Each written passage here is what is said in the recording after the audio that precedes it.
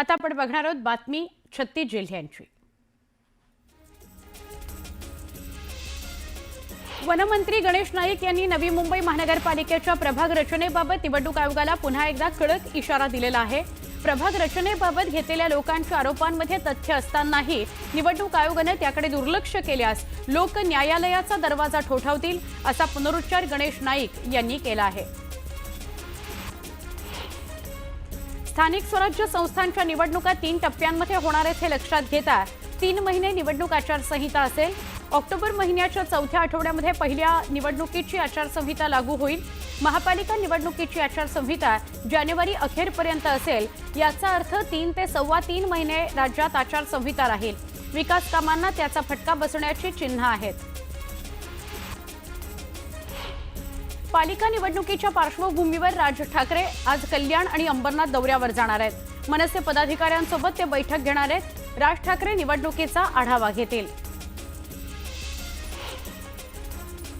राष्ट्रवादी काँग्रेस महिला प्रदेशाध्यक्ष रुपाली चाकणकर यांच्या प्रमुख उपस्थितीत गोंदिया जिल्हा राष्ट्रवादी महिला काँग्रेसची आढावा बैठक संपन्न झाली। स्थानिक स्वराज्य संस्थांच्या निवडणुकीमध्ये महायुतीला लाडक्या बहिणी कौल देतील असा विश्वास चाकणकरांनी व्यक्त केला। बच्चू कडूंच्या शेतकरी जनआक्रोश आंदोलनादरम्यान गदारोळ झाला। जिल्हाधिकारी निवेदन घेण्याकरता आलेच नाहीत, त्यामुळे आम्हाला जिल्हाधिकाऱ्यांना भेटण्याकरता यावं लागलं। हा गदारोळ झाला असं बच्चू कडू म्हणाले। सोलापूरच्या करमाळा तालुक्यात सीना नदीला पूर आला, त्यामुळे नदीकाठच्या पिकांचं मोठं नुकसान झालं। मंत्री जयकुमार गोरेंनी नुकसानीची पाहणी केली। अतिवृष्टी आणि पुरामुळे शेतकऱ्यांचं मोठ्या प्रमाणावर नुकसान झालंय। ऑगस्ट आणि सप्टेंबर महिन्यात झालेल्या अतिवृष्टीमुळे महाराष्ट्रातील तब्बल 30 जिल्ह्यांमधील 195 तालुक्यांमध्ये तब्बल 17,85,000 हेक्टरवरील पिकं बाधित झालेली आहेत। वर्धा जिल्ह्यात गेल्या आठवड्याभरापासून पावसाची संततधार सुरू आहे। पावसामुळे धाम नदी प्रकल्पावरील पवनार इथला बंधारा ओव्हरफ्लो झालाय। जिल्ह्यातील इतर देखील बंधारे ओव्हरफ्लो झालेत अशी माहिती मिळते आहे। वर्ध्याच्या धानोडी इथल्या लोअर वर्धा प्रकल्पाच्या क्षेत्रात मोठ्या प्रमाणात पाऊस पडत असल्यामुळे प्रकल्पाच्या पाणी पातळीत वाढ झाली आहे। पाणी वाढल्यामुळे प्रकल्पाचे 25 दरवाजे उघडण्यात आले। माढाच्या वाकाव या गावात सीना नदीचं पाणी शिरलं। ज्येष्ठ नेते शिवाजीराव सावंत आणि माजी मंत्री तानाजी सावंत यांच्या घरालाही पाण्यानं वेढा दिला।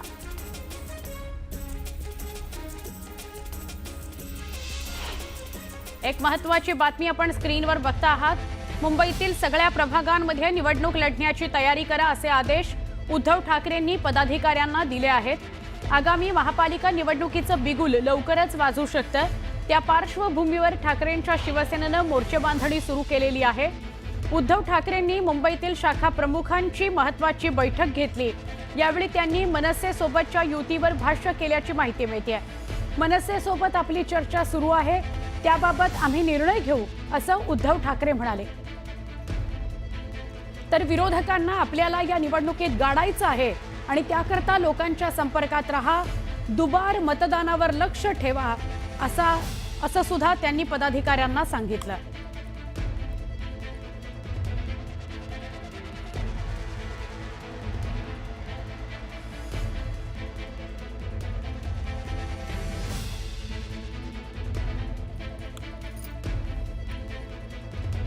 उद्धव ठाकरेंनी कार्यकर्त्यांना आदेश दिलेले आहेत की सगळ्याच प्रभागांमध्ये आपण तयारी ठेवायची आहे। मनसेसोबतची युतीबरोबरची चर्चा सुरू आहे, त्या संदर्भात अधिकृत तुमच्यापर्यंत पोहोचेल माहिती। मात्र कुणाच्याही भूलथापांना बळी पडायचं नाही असं त्यांनी पदाधिकाऱ्यांना सांगितलं।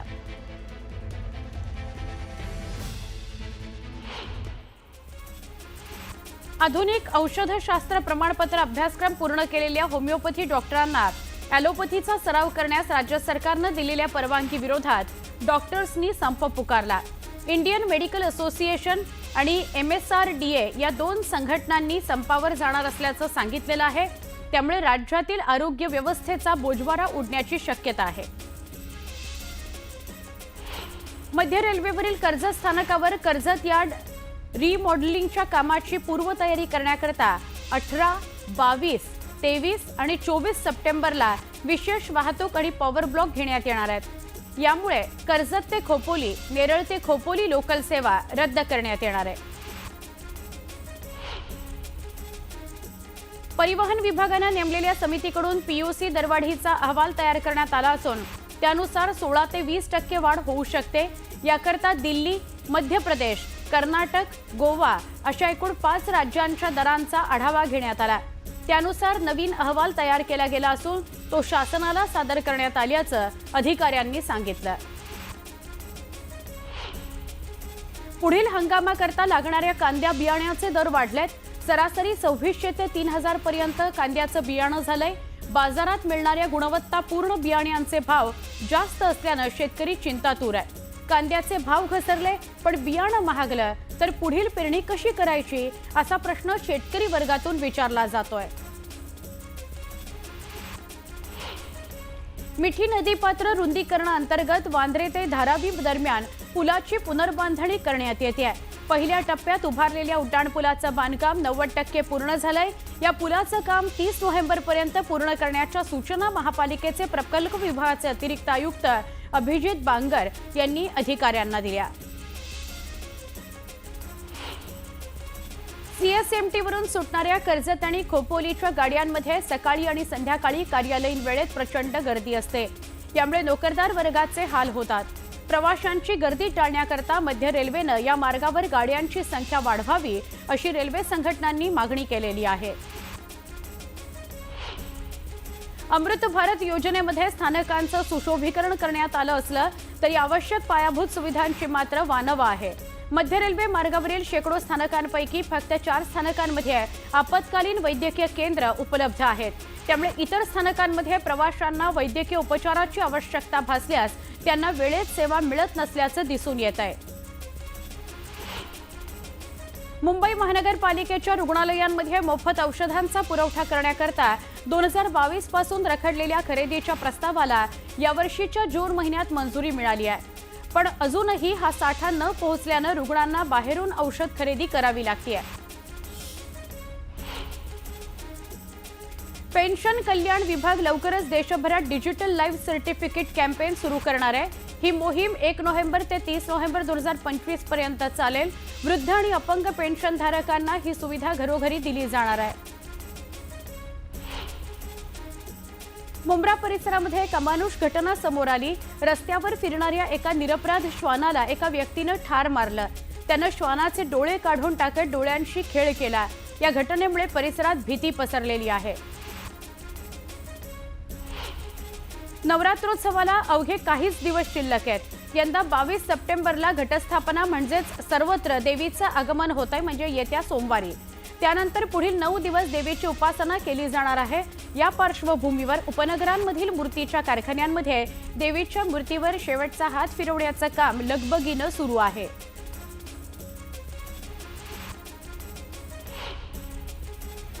एक ब्रेकिंग न्यूज तुम्ही स्क्रीनवर बघता आहात। पाणंद रस्त्यावर मुरुम टाकायला महसूल विभागानं परवानगी दिलेली आहे। हे सोलापूरलाही कळवा म्हणत उपमुख्यमंत्री अजित पवारांनी मिश्किल वक्तव्य केलं। सोलापूरच्या कुर्डूतील मुरुम उपसा संदर्भात कारवाईवरून महसूल विभागाचे अधिकारी आणि पोलीस अधिकारी अंजना कृष्णा यांचा स्थानिक नेत्यांसोबत वाद झाला होता आणि त्यानंतर राष्ट्रवादी काँग्रेसच्या त्या नेत्यानं उपमुख्यमंत्री अजित पवारांना कॉन्फरन्स कॉल लावत आयपीएस अंजना कृष्णा यांच्याशी बोलणं करून दिलं होतं। यावेळी अजित पवारांनी दम भरला होता। ही ऑडिओ क्लिप प्रचंड व्हायरल झालेली होती। या संदर्भात भाष्य करताना दादांनी त्या अनुषंगानं कालच्या भाषणामध्ये टोला लगावला।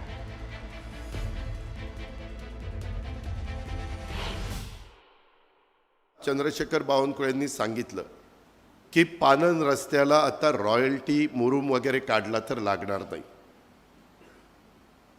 सीपी पुणे शहर, तुम्ही पोलीस दलात प्रमुख अधिकारी आहात, सगळ्या अधिकाऱ्यांना सूचना द्या, पानन रस्त्यावर मुरुम जर टाकला तर तिथं बंदी नाही, परवानगी आहे। ते सोलापूरला पण कळवा आणि महाराष्ट्रात चांद्यापर्यंत बांद्यापर्यंत कळवा।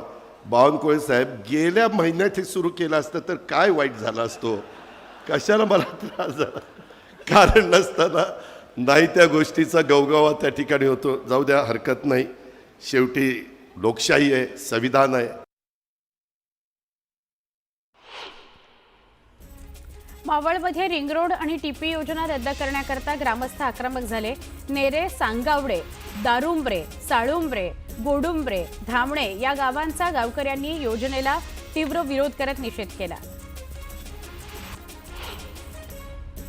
मुंबई गोवा महामार्गावर हातखंबा गावात भीषण अपघात झाला. कोळसा वाहतूक करणाऱ्या ट्रकची 8 वाहनांना धडक बसली. अपघातात एकाचा मृत्यू झाला, 4 जण जखमी झाले. मंत्री उदय सामंत यांनी अपघातस्थळाची पाहणी केली. जखमींना रुग्णालयात दाखल करण्यासाठी तातडीनं सहकार्य केलं. मिक्सर चालकाच्या अपहरणाप्रकरणी गुन्हा दाखल केल्यानंतर वादग्रस्त IAS अधिकारी पूजा खेडकर यांची आई, वडील आणि अंगरक्षक फरार झालेले आहेत. पुणे इथल्या घरातून त्यांनी रातोरात पळ काढलेला आहे. त्यामुळे त्यांच्या शोधाकरता रबाळे पोलिसांनी पथकं तयार केली आहेत. त्यांच्या वेगवेगळ्या माध्यमातून पथकांकडून शोध घेतला जातोय. शिंदे सेनेत संघटनात्मक काम अधिक वेगानं सुरू असून मुंबईतील 36 विधानसभांपैकी तब्बल 32 मतदारसंघांमध्ये 6 सप्टेंबरला प्रभारी विभाग प्रमुखांची नेमणूक करण्यात आली. पण पश्चिम उपनगरांमध्ये अजूनही चारकोप, कांदिवली आणि विलेपार्ले ही 3 विधानसभा क्षेत्र जिथं प्रभारी विभाग प्रमुख अजून मिळालेले नाहीत. या रिक्त जागांवर कुणाला संधी मिळणार याची उत्सुकता आहे. धाराशिवमध्ये मोठा पूर आला.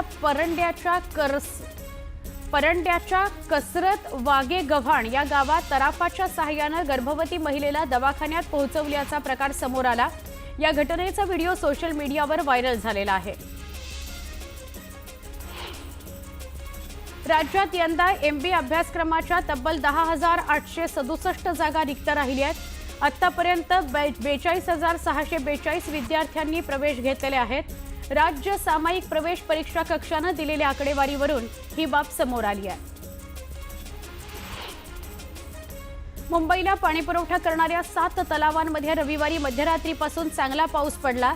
7 तलावांमध्ये 98.82% इतका पाणीसाठा जमा झाला. हा पाणीसाठा पुढचे 354 दिवस म्हणजे पुढील 4 सप्टेंबर 2026 पर्यंत पुरेल इतका आहे. त्यामुळे मुंबईकरांना पाणी कपातीच्या संकटापासून मोठा दिलासा मिळणार आहे. सिंधुदुर्ग जिल्ह्यातील सावंतवाडी तालुक्यातील देवसू इथं शेताच्या कुंपणाला लावलेल्या जाळ्यात एक खवले मांजर अडकलं. या अडकलेल्या खवले मांजराला वन विभागानं जीवनदान दिलं. नवरात्रोत्सव 4 दिवसांवर येऊन ठेपलेला असताना मंडप उभारणीकरता मंडळाची धावाधाव सुरू झाली आहे. गणेशोत्सवाप्रमाणे नवरात्रोत्सवासाठी महापालिकेकडून मंडप परवानग्यांकरता ऑनलाईन एक खिडकी योजना सुरू करण्यात आली आहे. आतापर्यंत पालिकेकडे जवळपास 1,200 अर्ज आले असून त्यापैकी जवळपास 300 परवानग्या पालिकेनं मंजूर केलेल्या आहेत, तर 800हून अधिक अर्ज मंजुरीच्या प्रक्रियेत आहेत.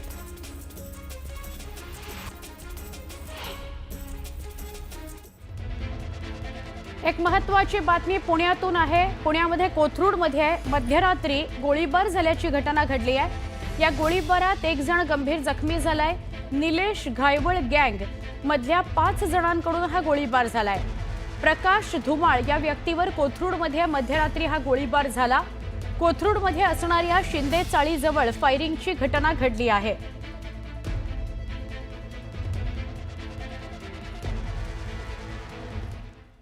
अजून एक महत्त्वाची बातमी. अभिनेत्री दिशा पाटनी हिच्या घरावरील गोळीबार प्रकरणात एक मोठी अपडेट आली आहे. दिशाच्या घरावर गोळीबार करणाऱ्यांचा एन्काउंटर झालाय. आरोपी आणि पोलिसांमध्ये गाझियाबादमध्ये चकमक झडली आणि चकमकीवेळी गोल्डी ब्रार गँगचे 2 आरोपी जखमी झाले. UP STF कडून कारवाई करण्यात आली आहे. दिशा पाटनीचं जे गाझियाबादमधलं घर आहे त्या घरावर गोळीबार करणाऱ्यांचा एन्काउंटर झाल्याची माहिती मिळते. पोलीस आणि आरोपींमध्ये चकमक झडली आणि त्या दरम्यान 2 आरोपी जखमी झाले. UP STF कडून दोन्ही आरोपींचा एन्काउंटर करण्यात आला अशी माहिती मिळते. गोल्डी ब्रार गँगचे हे दोन्ही आरोपी होते.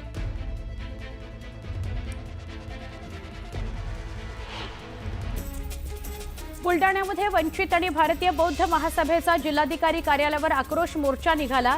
1949चा कायदा रद्द करून महाबोधी बुद्धविहार बौद्धांच्या ताब्यात देण्याची मागणी करण्यात आली.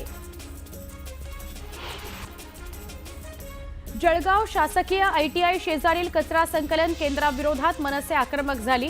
यावेळी आंदोलन करून पालिकेच्या कारभाराचा निषेध करण्यात आला. यामुळे काही काळ वाहतूक विस्कळीत झाली होती. जळगाव जिल्हाधिकारी कार्यालयावर शेतकऱ्यांनी जनाक्रोश मोर्चा काढला. शासनानं बदललेलं पीक विम्याचं निकष हे तात्काळ रद्द करावेत, जुने निकष पुन्हा लागू करावेत अशी मागणी करण्यात आली. तर परदेशातून येणाऱ्या कापसावरील आयात शुल्क पुन्हा लागू करण्याची मागणी करण्यात आली. भंडाऱ्यामध्ये ऑल इंडिया स्टुडंट फेडरेशननं आंदोलन केलंय. भंडारा पोलिसांकडून विद्यार्थ्यांचा छळ होत असल्याचा आरोप करण्यात आलाय. अँटी नक्सल स्क्वॉड दडपशाही करत असल्याचं विद्यार्थ्यांनी म्हटलंय. तातडीनं दखल घेण्याची मागणी विद्यार्थ्यांनी जिल्हाधिकाऱ्यांकडे केली आहे. जळगावच्या 40 गावात बंजारा समाजानं आंदोलन केलं. ST प्रवर्गातून आरक्षण देण्याची मागणी करण्यात आली. मागणी मान्य न झाल्यास तीव्र आंदोलनाचा इशारा देण्यात आलाय. अहिल्यानगर जिल्ह्यात अतिवृष्टीमुळे शेती पिकाचं मोठं नुकसान झालं. यामुळे शेतकरी आर्थिक संकटात सापडला. तातडीनं नुकसान भरपाई द्यावी अशी मागणी शेतकऱ्यानं केली आहे. अहिल्यानगरच्या कर्जत जामखेड तालुक्यामध्ये अतिवृष्टीमुळे मोठ्या प्रमाणावर जनजीवन विस्कळीत झालं. राम शिंदे यांनी अतिवृष्टीग्रस्त भागाची काल पाहणी केली आणि परिस्थितीचा आढावा घेतला. दरम्यान तातडीनं मदत करण्याचे आदेश त्यांनी अधिकाऱ्यांना दिले.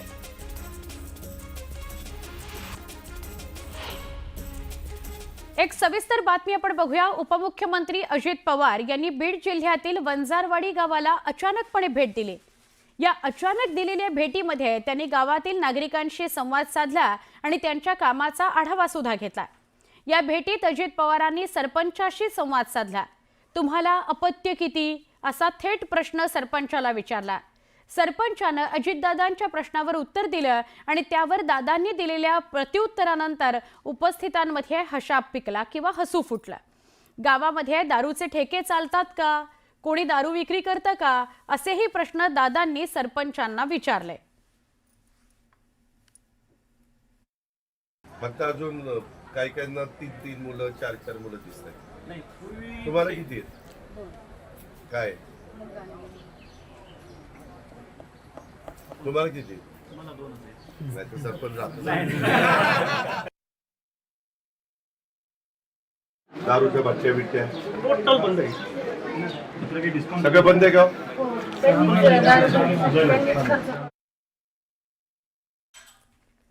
पुन्हा एकदा वेगवान स्वरूपातल्या घडामोडी. आता मुंबई नाही तर दिल्लीला जाणार असल्याची घोषणा मनोज जरांगेंनी केली. पूर्ण भारतातील मराठा दिल्लीत एकत्र येणार आहे असं ते म्हणाले. 3 दिवस हरियाणा, पंजाब, गुजरात, बिहार आणि कर्नाटकसह सगळ्या राज्यांमधून मराठा एकत्र येणार असल्याची माहिती त्यांनी दिली. वर्ध्यात शेतकरी न्याय हक्क परिषदेचं आयोजन करण्यात आले. शेतकरी नेते राकेश टिकेतसह विविध शेतकरी नेत्यांनी परिषदेत भाग घेतला. दिल्लीत संयुक्त किसान मोर्चा राज्यातील शेतकऱ्यांकरता मोठं आंदोलन उभं करणार आहे. लातूरमध्ये मराठवाडा मुक्ती दिनानिमित्त शासकीय ध्वजारोहण करण्यात आलं. यावेळी पालकमंत्री शिवेंद्र सिंह यांच्या हस्ते ध्वजारोहण झालं. दरम्यान हैदराबाद गॅझेटनुसार कुणबी प्रमाणपत्राचंही वाटप करण्यात आलं.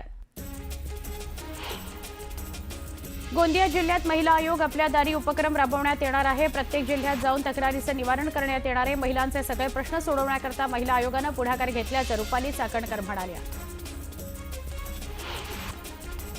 चंद्रपूर जिल्हा मध्यवर्ती सहकारी बँकेनं शेतकरी आणि खातेदारांकरता अनोखी शेतकरी कल्याण निधी योजना जाहीर केली आहे. या योजनेतून विविध आजारांवर उपचारासाठी कमाल 40,000 रुपयांची मदत दिली जाणार आहे. 11 ऑक्टोबरपासून राष्ट्रसंत तुकडोजी महाराजांच्या नावानं ही योजना सुरू होणार आहे. वर्धेमध्ये संयुक्त किसान मोर्चाच्या नेत्यांनी शेतकरी आत्महत्याग्रस्त कुटुंबाची भेट घेतली. यावेळी त्यांनी कुटुंबाचं सांत्वन केलं. 5 एकर शेती असणारे शेतकरी शरद राऊत यांनी गेल्या काही महिन्यांपूर्वी आत्महत्या केली होती. बुलडाण्याच्या टिटवीमधील धबधबा पाहण्याकरता पर्यटकांनी गर्दी केली आहे. धरण भरल्याने धबधबा कोसळायला सुरुवात झाली. दरम्यान पर्यटकांनी धबधबा पाहण्याकरता तुडुंब गर्दी केली आहे. सिंधुदुर्गच्या डिंगणे या गावात पंतप्रधान नरेंद्र मोदी यांच्या 75व्या वाढदिवसानिमित्त फिरत्या डिजिटल दवाखान्याचा शुभारंभ झाला। विशाल परब आणि भाजपच्या वतीने ही सेवा सुरू करण्यात आली आहे। नागपूरमध्ये पंतप्रधान नरेंद्र मोदी यांच्या 75व्या वाढदिवसानिमित्त भाजपकडून भव्य उत्सवाचं आयोजन करण्यात आलं। शहरभर तब्बल 111 ठिकाणी विविध कार्यक्रम पार पडले। टेकडी रोडवरील श्री राधेकृष्ण मंदिरामध्ये खास होमहवन आणि पूजा अर्चना करण्यात आली। पंतप्रधानांच्या दीर्घायुष्य आणि उत्तम आरोग्याकरता प्रार्थना करण्यात आली। जळगावच्या पाचोरा तालुक्यामध्ये झालेल्या ढगफुटी सदृश्य पावसाने शिंदाड, सातगाव डोंगरी आणि पिंपळगाव हरेश्वर या परिसरामध्ये मोठं नुकसान केलं। घरांमध्ये आणि शेतांमध्ये पाणी शिरलं, नागरिकांचे संसार उद्ध्वस्त झाले। गोव्यातील तोरसे परिसरामध्ये ओंकार हत्तीचा धुमाकूळ बघायला मिळाला। या हत्तीकडून भातशेतीचं नुकसान होत असल्याने शेतकरी संकटात सापडला। या हत्तीचा तातडीनं बंदोबस्त करावा अशी मागणी ग्रामस्थ करतायत।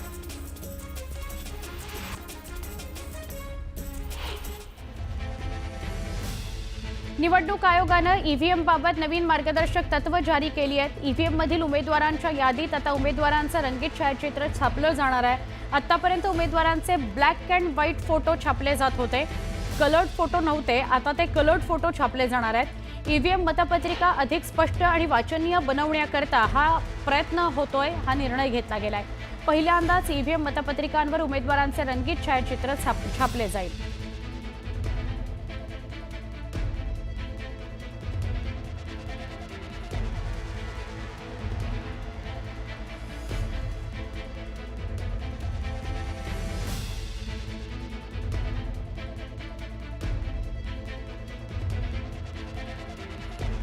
पुन्हा एकदा आपण पुढच्या बातम्यांकडे वळूया। बातमी आहे गडचिरोलीची।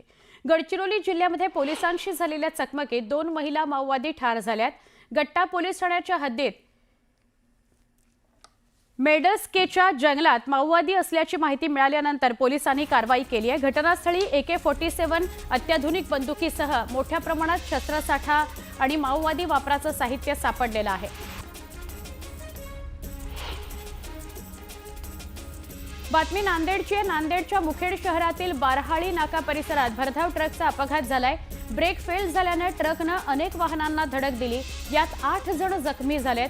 दरम्यान विस्कळीत झालेली वाहतूक पोलिसांनी सुरळीत केली।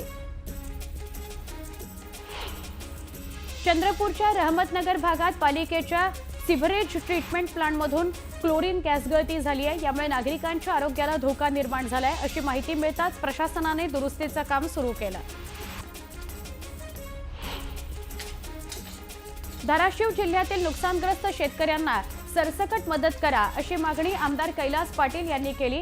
अतिवृष्टीमुळे नुकसान झालं नाही असा एकही शेतकरी धाराशिव जिल्ह्यात शोधून सुद्धा सापडणार नाही असं पाटील म्हणाले।